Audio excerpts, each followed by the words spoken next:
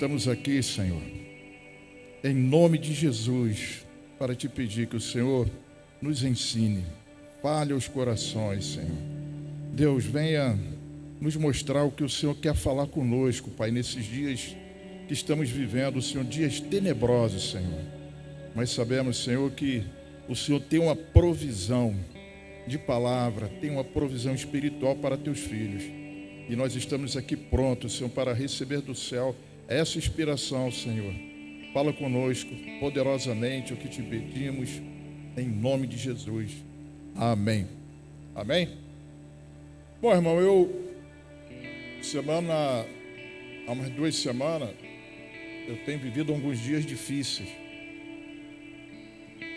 Eu tinha um amigo que era um pessoa que é personal dog. Tem um personal trainer e tem um personal dog, aquele que treina cachorro. Eu tenho 2 cachorros e essa pessoa, ele, dia sim, dia não, pegava os animais lá em casa para caminhar, para passear. Uma pessoa amabilíssima, pessoa saudável, forte, é uma pessoa dedicada, um amigo. E eu sempre, conversava com ele, chegava de manhã, pegava os cachorros, levava para passear. E a coisa de 2 semanas, ele foi lá em casa, pegou meus animais e conversamos um pouco. E eu falei com ele, Nelinho, o que te preocupa? O que você tem de desafio? Não, a minha casa é alugada, eu tenho alguns desafios para vencer, mas estou batalhando e daqui a uma semana eu vou fazer isso, aquilo, mês que vem, ano que vem, eu vou desenvolver alguns trabalhos, e vou fazer isso onde eu trabalho e tal. Então, assim, ele descreveu para mim projetos de vida, E, assim, saiu bem feliz e me convidou para passear com ele de bicicleta, porque ele fazia caminhada de manhã, fazia academia e ainda andava de bike. No dia seguinte, domingo, recebi a notícia que ele, subindo o Atalaia, passou mal e infartou com a bicicleta. Infartou na bicicleta e ali partiu dessa vida. Isso para mim impactou muito, porque eu falei, uma pessoa muito próxima, com muito mais saúde do que eu diabético, hipertenso, e o cara super saudável, do nada, cheio de sonhos, cheio de projeto. Então pegou todo mundo de surpresa. E aquilo me fez pensar muito, irmão, meditar muito. O que realmente é a nossa vida? Irmão, o que é que tem preocupado você? O que é que tem afligido você? É o pagamento da tua faculdade? São os problemas de relacionamento? O que é que tem trazido preocupação para você? É o faturamento da empresa que está caindo? Ou até o faturamento que está muito alto? Porque às vezes isso é um problema. Às vezes o faturamento aumenta e você não tem nota fiscal suficiente para justificar aquele faturamento. Ou é um problema de relacionamento com a sua família, com o seu amigo, com o seu irmão, com sua mãe? O que é, irmão, que tem tomado o seu tempo? São projetos de estudo, faculdade, projetos de pesquisa? São dívidas que você não sabe como vai fazer para pagar? É alguma doença que você não sabe como resolver? Você já correu vários médicos. Isso toma seu tempo. É uma casa que você quer construir? É um carro que você quer comprar? O que tem tomado tempo na sua vida?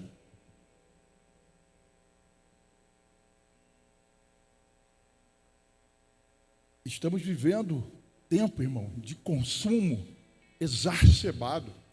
As pessoas têm tudo que pessoas 200 anos atrás não tiveram e estão infelizes.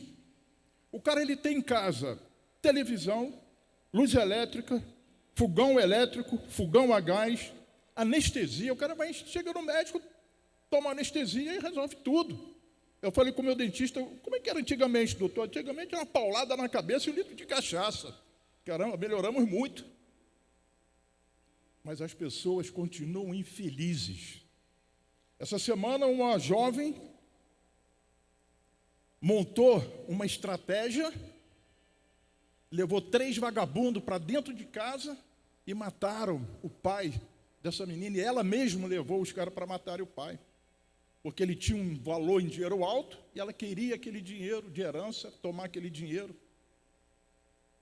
Irmão, é esse mundo que nós estamos vivendo.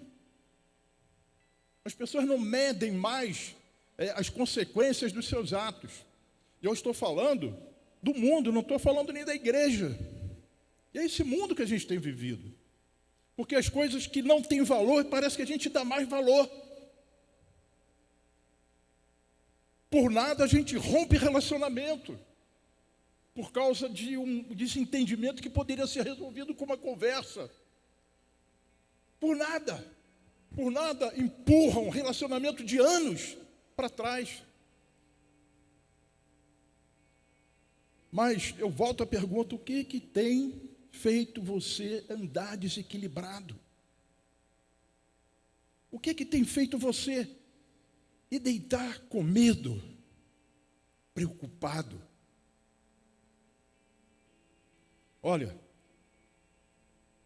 só existe algo, irmão, que pode deixar você realmente desesperado, realmente preocupado. Mas pouco se fala sobre isso. Pouco se fala sobre essa realidade. O que é que pode fazer o homem ficar totalmente desesperado, sem esperança? A possibilidade dele ser condenado ao inferno eterno, ao fogo eterno, à condenação eterna. Porque quando você morrer, não vai ter valor nenhum. Se você tinha uma Mitsubishi Kataná 0 km, ou se andava de fusquinha com pneu careca. Não vai importar se você morava numa mansão na Barra Mares, lá na Barra da Tijuca, ou numa favela, lá no Morro da Coca-Cola, se você tinha dinheiro no bolso ou não vai fazer diferença nenhuma. Daqui a 100 anos, irmão, ninguém vai lembrar de mim. Eu não sei o nome do meu tataravô. Daqui a 100 anos, ninguém vai lembrar de mim também. Jesus, quando ele assume a sua forma humana, obedecendo ao mandado de Deus, é porque algo muito grave estava sobre a humanidade. Algo terrível estava sobre a humanidade. E só havia uma possibilidade de salvação: que o Filho de Deus, que não pecou, que não errou, o Cordeiro de Deus, o Santo, preparado para esse dia, que iria morrer na cruz e derramar o seu sangue para que você alcançasse vida eterna. Não estamos aqui, irmão, para ter carro, para ter casa, para ficar bonito, para se alegrar com as pessoas. Estamos aqui caminhando em direção aos portais da eternidade, para entrar na glória e gozar com Jesus Cristo de toda a eternidade. Meu Deus, a gente deixa passar na nossa vida coisas que não têm valor. Damos valor a coisas que não têm valor, e coisas que têm valor nós deixamos para trás. Talvez você saia daqui do culto hoje, daqui a pouco esqueça. Isaías 53, para mim, é o texto mais terrível da Bíblia. Porque Jesus, ele se deixa moer. A palavra de Deus diz que Deus esmagou, triturou Jesus por causa dos nossos pecados, das nossas transgressões. Agradou a Deus moê-lo. Você sabe o que é isso, irmão? Pegar o seu filho e esmagar ele, para que fosse satisfeita a justiça de Deus. A ira de Deus se fez em cima de Jesus, sobre Jesus, não para que você tivesse um carro ou uma casa, mas para que você ganhasse vida eterna. E teve um preço alto, altíssimo. Um preço altíssimo. Alto demais para a gente negligenciar, irmão. Mas é lógico que Deus também tem mais para você. O pastor já deu um spoiler na palavra, em Lucas 12. Lógico, nós temos preocupações, irmão, mas não deixe isso tomar sua mente. Manifesta a palavra de Deus que está no seu lábio. Confesse a palavra de Deus. Faça uso e propriedade das promessas de Deus para a sua vida. Em Lucas, capítulo 12.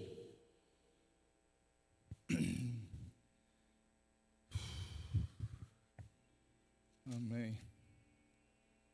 As preocupações da vida. Jesus acrescentou: portanto, eu lhes digo, não se preocupem com a sua própria vida, quanto ao que comer, nem com o seu próprio corpo, quanto ao que vestir. A vida é mais importante do que a comida e o corpo mais do que as roupas.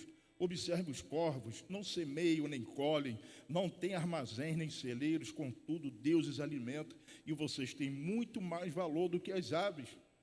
Quem de vocês, por mais que se preocupe, pode acrescentar uma hora que seja a sua vida, visto que vocês não podem sequer fazer uma coisa tão pequena? Por que se preocupar com o restante?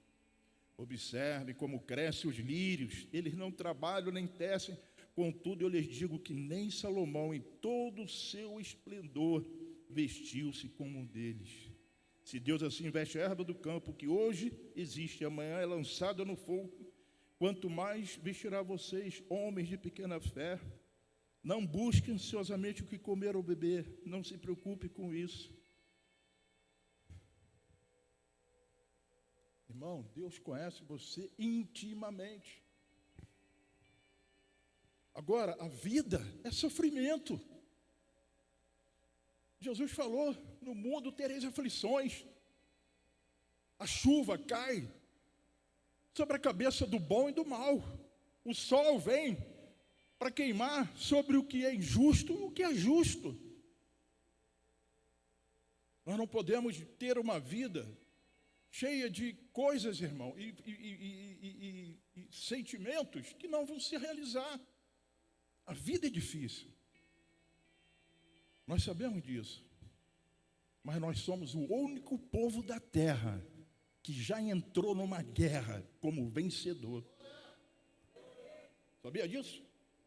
Você já entrou na terra, irmão, na guerra como vencedor. Temos que tomar propriedade, não desistir, não esmorecer. Mas o problema maior, irmão, desse cenário que eu estou trazendo para vocês, é o pecado.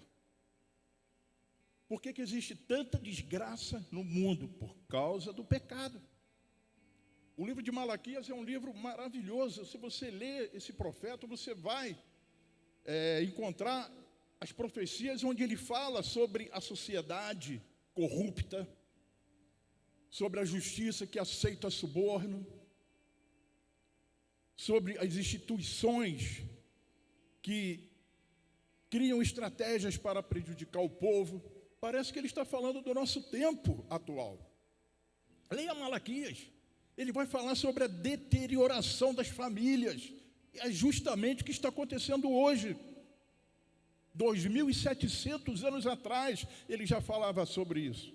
E apesar da tecnologia ter se desenvolvido, apesar de nós termos aviões, computadores, estarmos chegando ao espaço com telescópios poderosos, o pecado, irmão, continua a florescer violentamente. A violência floresce violentamente porque a solução para o pecado é Jesus Cristo.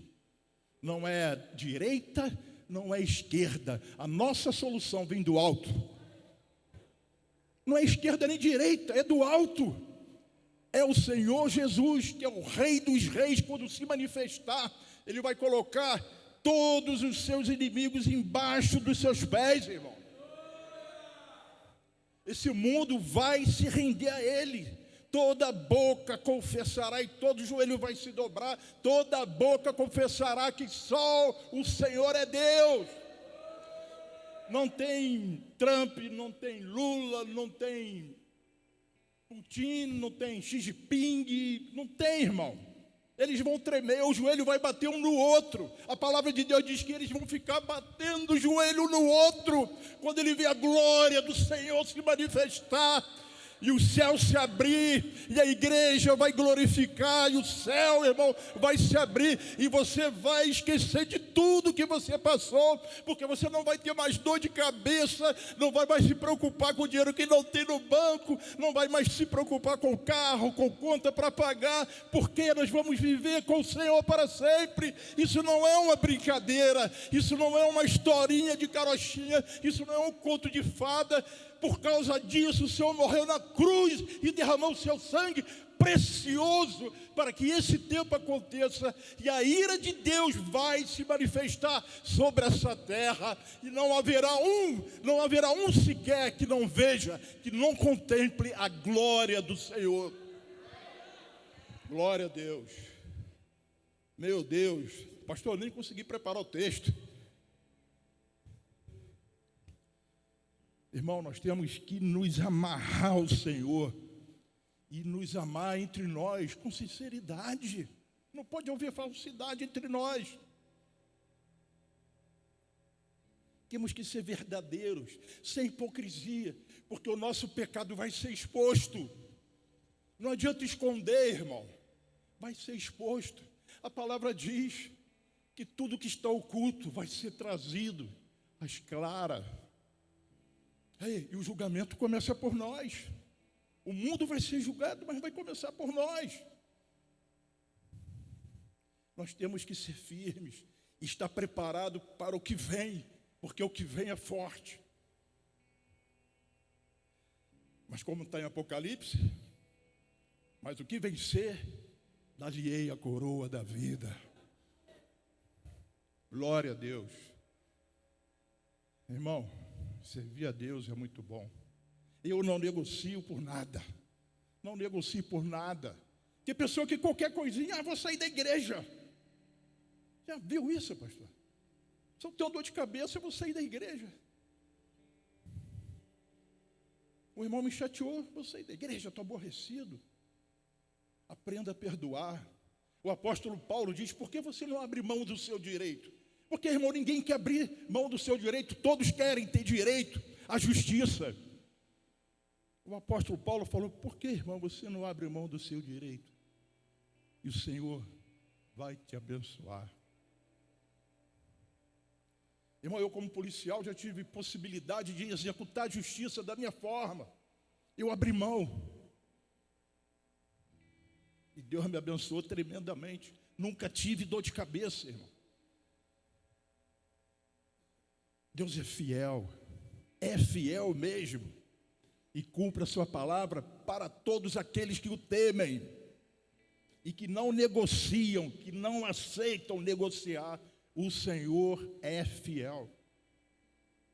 Amém? Já vai dar 9 horas, pastor. Aleluia. Romanos capítulo 6, versículo 23 diz, porque o salário do pecado é a morte, mas o dom gratuito de Deus é a vida eterna em Cristo Jesus, nosso Senhor. Glória a Deus. O pecado, irmão, é um dos temas centrais da Bíblia. Deus alerta o seu povo sobre o pecado, porque Ele nos ama. E Ele quer que você seja um cristão, um crente bem-sucedido, vitorioso. E como o pastor falou, muitas vezes ele precisa nos levar ao deserto para nos moldar. O ferreiro tem que, às vezes, levar o ferro lá no fogo, né, irmãos? Tem que botar o ferro no fogo e bem bater no ferro. O ferro deve reclamar, né? Vai na alta temperatura, mas isso acontece com a gente também. Quanta luta eu passei na minha vida, quanta luta você deve ter passado e você não entendeu. E mais à frente você pensa, né, caramba, passei por aquela situação, hoje eu estou preparado para ajudar outros, para estender a mão a outros. Amém? O pecado, irmão, ele tem duas principais perspectivas que são aplicadas na nossa vida prática e na nossa vida espiritual. Primeiro a gente vai definir rapidamente o que é o pecado. O pecado é não obedecer aquilo que Deus determinou. Simples, né? Não quero nem aumentar muito, nem diminuir, não obedecer aquilo que Deus determinou. Isso é pecado, né? E pecar também é errar o alvo para o qual Deus nos criou. Para que Deus nos criou? Para glorificá-lo, para exaltar o nome dele. Para isso que você existe, irmão. Por isso que é bom a gente aqui, quando está adorando, né, aquela presença, a gente não entende. Meu Deus, que é isso? Quando eu me converti, eu não entendia. Eu falei, poxa, ia no carnaval, ia nos bailes, era bom, mas aqui é um negócio diferente. O que é isso, meu Deus? Sentir aquele fogo, aquela presença. A gente começa a ficar maravilhado. E começa a entender o nosso espírito. Começa a nascer e se levantar e a glorificar a Deus. Aí eu entendi, realmente, nasce o homem espiritual que vai glorificar o Senhor, que vai exaltar o Senhor. Amém? As consequências espirituais do pecado, irmão. A primeira consequência espiritual, separação de Deus. O maior problema do pecado é que ele nos afasta de Deus. Isaías 59, 2. 59, 2.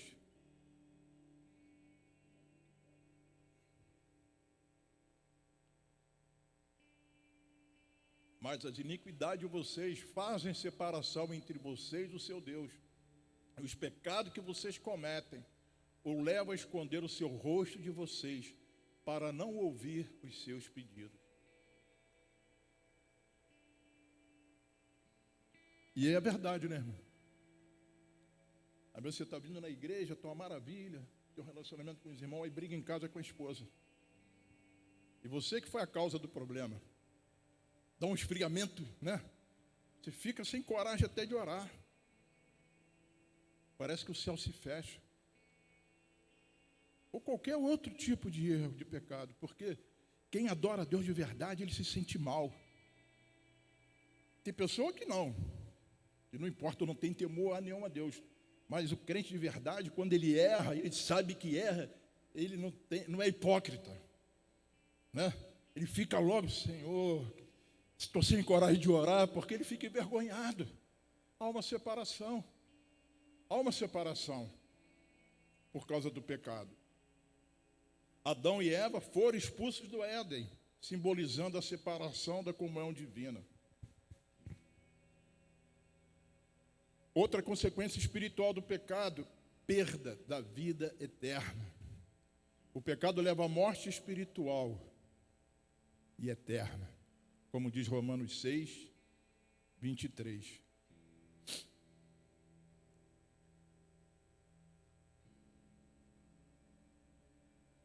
A perda da vida eterna,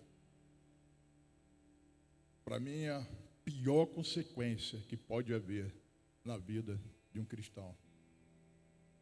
Porque se você está aqui, irmão, é para viver eternamente. Jesus várias vezes andava no meio do povo falando, eu tenho a vida eterna. Aquele que crê em mim tem a vida eterna. Eu vou ressuscitar, eu tenho a vida eterna, eu tenho a vida eterna. A igreja hoje mesmo deveria falar mais sobre isso, porque parece que virou uma coisa comum. Irmão, você quer viver para sempre, para sempre, para sempre, para sempre, desfrutando daquilo que Deus criou, das maravilhas que o Senhor criou. Às vezes a gente pergunta, por que o universo é tão rico? Tem bilhões e bilhões de estrelas, isso é para você explorar, meu querido. Você nunca vai se cansar de viajar pelas estrelas, porque Deus é infinito. Amém?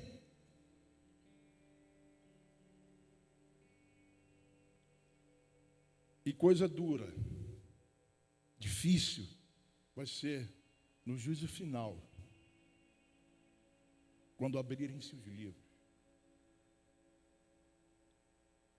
Espero que você não passe por isso, nem eu. Olha, infelizmente, seu livro, seu nome não está escrito no livro da vida. Pensa nisso, irmão. Medita sobre isso. Pede o Espírito Santo para te incomodar. Quando você for orar, Senhor, me afasta das coisas que me fazem esquecer do Senhor. Me afasta das coisas que me fazem esquecer do Senhor. Me afasta, Senhor, das coisas que me façam esquecer do Senhor. Me afasta, Senhor, das coisas que me façam esquecer do Senhor. Eu não quero televisão na minha casa. Já tem 3 anos que eu não tenho televisão na minha casa, TV Globo. Por quê? Me afastam das coisas de Deus. Tem pessoa que se alimenta de mídia social o dia todo, irmão. Isso afasta você das coisas de Deus. Peça a Deus para te fazer se afastar das coisas que te fazem esquecer dele. O Senhor vai fazer isso na tua vida, fez na minha. Ele vai tirando assim aquela alegria de participar das coisas do mundo. Amém? A terceira consequência espiritual do pecado é que a pessoa vive uma vida de escravidão espiritual. O pecado escraviza a alma, tornando-nos cativos dos desejos da carne e das forças do mal. Romanos, capítulo 7, versículo 23. Mas vejo nos meus membros outra lei que, guerreando contra a lei da minha mente, me faz prisioneiro da lei do pecado que está nos meus membros. Meu querido, a melhor coisa para você se afastar do erro é se manter afastado dele.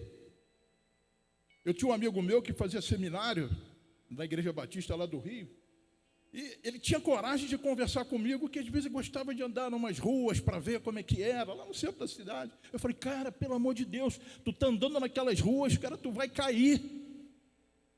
O crente não pode andar na beira do abismo, porque ele vai cair.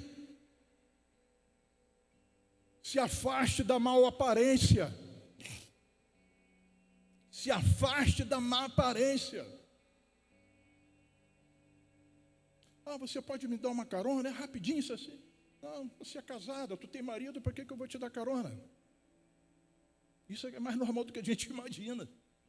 Se afaste da aparência do mal, Deus vai começar a te fortalecer.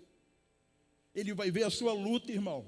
Porque a carne é fraca e ela pede realmente essas coisas.